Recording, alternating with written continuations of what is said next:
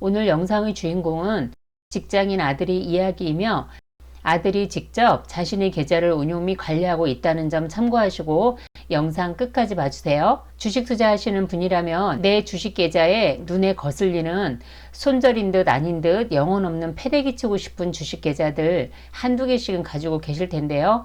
오늘은 제 아들이 큰 수익을 얻고 팔았던 미국 주식 개별 종목인 A 종목을 재매수했다가 수백만 원의 손실을 본 상태로 팔고 그 돈으로 미국 주식 TQQQ를 매수해서 현재 상태의 계좌들을 공유할게요. 제 아들은 2022년도에 결혼했어요. 예비신부와 함께 영끌에서 2021년도에 미리 결혼 후에 거주할 신혼집을 샀거든요. 당시에 미국 주식시장의 개별 종목인 A 종목에 투자 중이었던 주식을 매도한 후에 수익금 약 7천만 원을 실현해서 신혼집을 사는데 보탰었어요. 당시에는 집을 사는데 필요해서 어쩔 수 없이 팔은 A 종목 주식에 많은 아쉬움을 갖고 있던 아들은 이후에 다시 그 주식을 또 재매수했어요. 2023년 1월 말경에 저는 아들에게 A 종목을 재매수했는데 그 종목이 마이너스 800만 원 손실 중이라는 말을 듣게 됐어요. 그런 아들에게 제가 생각하고 있던 A 종목에 대해서 설명하게 됐고, 아들은 A 종목을 이미 7천만 원 수익 보고 팔아서 집 사는데 보탰으니까 지금 A 종목을 800만 원 손절매 하더라도 6,200만 원 수익을 본 것이니까 그냥 그대로 손절매하고 미국 주식 TQQQ를 매수하면 좋겠다고 제가 제안했던 거죠. 아들은 자신도 그렇게 하고 싶지만 손실액이 너무 크다고 마이너스 800만 원을 손절매하는 것에 대해서 머뭇거리고 있었어요. 사회생활 시작한 지 얼마 안 된 32세 아들에게는 800만 원이라는 손실을 확정 짓는다는 게 절대로 쉬운 일이 아닌 거 제가 너무나 잘 알고 있죠. 10년 이상의 부동산 재테크 경험들과 30년 동안 작은 중소제조업을 남편과 함께 경영하면서 저에게는 무수히 많은 선택의 순간들이 닥치곤 했었어요. 당장은 남는 거 없고 손실인 듯 해도 빠른 결정으로 인해서 다른 선택을 함에 있어서 그 기회비용을 아끼면 훗날 더 큰 이익으로 돌아왔던 수많은 경험들은 저에게 큰 자산이 됐어요. 아니다 싶으면 빠르게 포기하고 또 다른 선택으로 인해 이전에 포기한 행위에 있어서의 경제적 또는 시간적 기회비용은 반드시 발생하는 거니까 이에 따른 새로운 소득 발생의 기회들을 얻어내는 것이 훨씬 더 중요하다는 거 잘 알고 있는 저는 언제나 작은 돈에 목숨 걸지 말자가 저희 재테크 철학 중의 일부이기도 해요. 때문에 아들에게 개별 종목인 A 종목을 손절 처리하고 남은 돈으로 미국 주식 TQQQ를 매수하라고 말할 수 있었던 거예요. 저희 조언대로 아들은 즉시 2023년 1월 말경 A 종목의 주가가 166.6달러일 때 마이너스 800만 원 손실을 확정짓고 A 종목을 전부 처분 후에 즉시 미국 주식 TQQQ가 21.93달러일 때쯤 매수했어요. 아들은 이후에도 돈만 생기면 이 첫 번째 계좌에 미국 주식 TQQQ를 꾸준히 사 모아서 현재는 1838주가 됐으며 2024년 1월 19일 현재 계좌상 잔고 수익액은 7,700만 원 정도가 됐어요. 이후 국내 주식을 모두 처분한 돈으로 두 번째 다른 계좌에서 미국 주식 TQQQ를 평균 매수 단가 41달러쯤에 약 2,500만 원어치를 매수했어요. 이후 2023년 9월 24일 일요일에 저는 아들에게 카톡을 했어요. 8월 달부터 계속 하락 중인 TQQQ를 꼭 추가로 매수하라고 했죠. 2023년 9월 20일 금요일 장마감 기준으로 TQQQ 주가를 보니까 35.62달러였는데요. 아들은 평균 매수 단가가 41달러인 두 번째 계좌에서 여력이 되는 만큼 물타기 매수했지만 23년 10월 26일 장마감 기준으로 30.86달러대까지 하락합니다. 아들에게는 이제 가용자금할 돈이 없었고 월급날만 기다리고 있었어요. 여기부터는 버티기 작전으로 들어간 거죠. 그리고 세 번째 계좌를 또 만들어서 현재 369주 보유 중이며 계좌 잔고상 수익 금액은 778만 원입니다.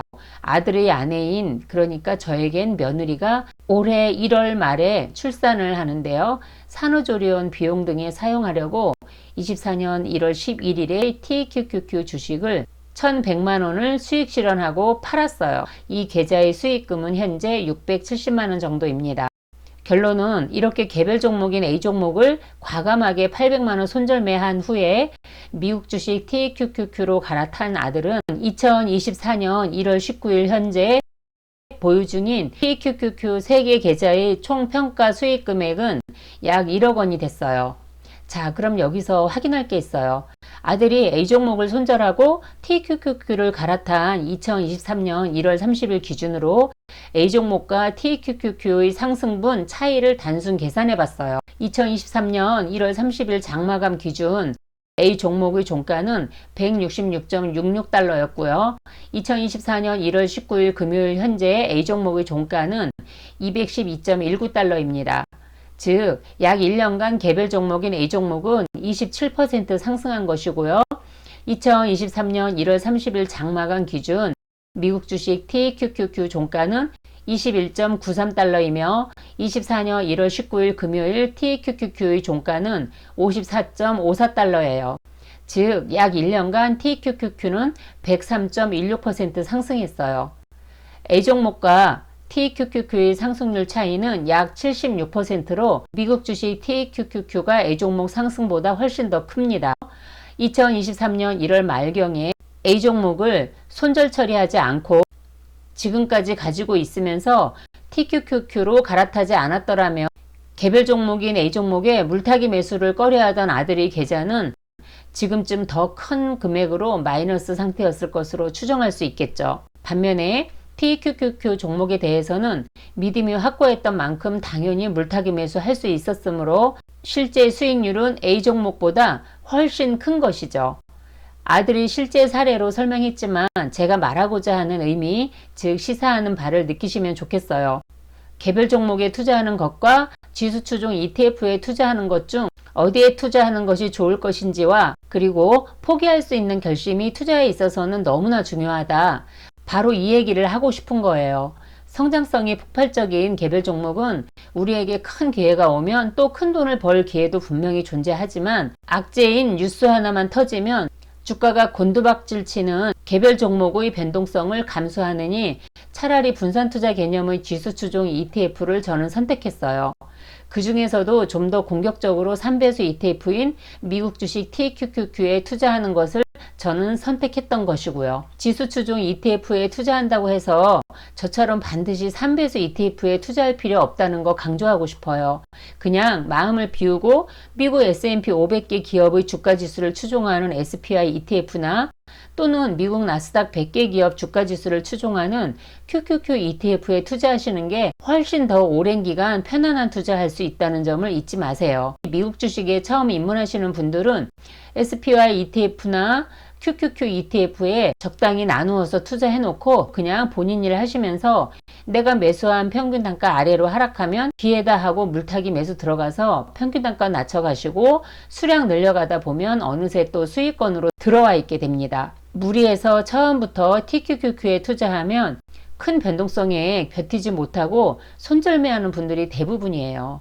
저는 재테크에 있어서만큼은 앞으로 잘하면 된다라는 융통성 있는 투자를 지향하고 있어요. 지금 손실봤다면 나중엔 이걸 반면교사 삼아서 수익을 보면 되는 거란 말이에요. 현재 미국 주식이든 국내 주식이든 물려있는 많은 분들이 얼마나 고통스러울 것인지 너무나 잘 알고 있어요. 그런데 말이죠. 기회비용이라는 거 있잖아요. 그 어떤 주식에 물려있어서 만약 거기에 내가 1억이 물려있다고 가정해 볼게요. 그 주식을 손절매하고 남은 돈으로 다른 좋은 종목을 찾아서 투자해서 손실본 만큼 복구만 하더라도 본전이 되는 거잖아요. 그럼 수익까지 얻으면 최고의 선택이 되는 것이고요. 물려있는 그 주식이 설령 2년 후에 원금으로 회복된다 하더라도 그럼 다른 어떤 그 매력 있던 주식은 상승하지 않고 가만히 그 자리에 있는 게 아니란 말이죠. 그러니까 때로는 용기 있는 포기는 더 큰 기회를 얻을 수 있다는 말을 하고 싶은 거예요. 아니 이게요 기다려서 될 게 있고 아닌 게 있잖아요. 이걸 깨우쳐야 해요. 물론 내가 손절매 했는데 주가가 폭등할 수도 있어요. 그걸 누가 알겠어요? 아무도 알 수 없죠. 그러니까 내가 손절매하고 나서 그 종목은 뒤돌아본다거나 다시 그 주가를 확인한다거나 하는 일을 절대 하지 말아야 해요. 근데 꼭 다시 또 찾아보는 분들이 있죠. 그리고 배 아파하면서 지금이라도 다시 들어가야 하나 이러고 그 같은 종목을 또 다시 재매수 들어가요. 그냥 돈 잃는 지름길을 스스로 선택해서 마구마구 수렁으로 빠져드는 거예요. 그러니까 손절매까지 가지 않으려면 처음부터 종목 선택을 신중하게 결정하는 것이 매우 중요한 요소라고 생각합니다. 손실난 종목들과 헤어질 결심 지금이라도 과감하게 결정해보세요. 그리고 같은 길을 반복해서 걷지 않으면 되는 거 잊지 마시고요.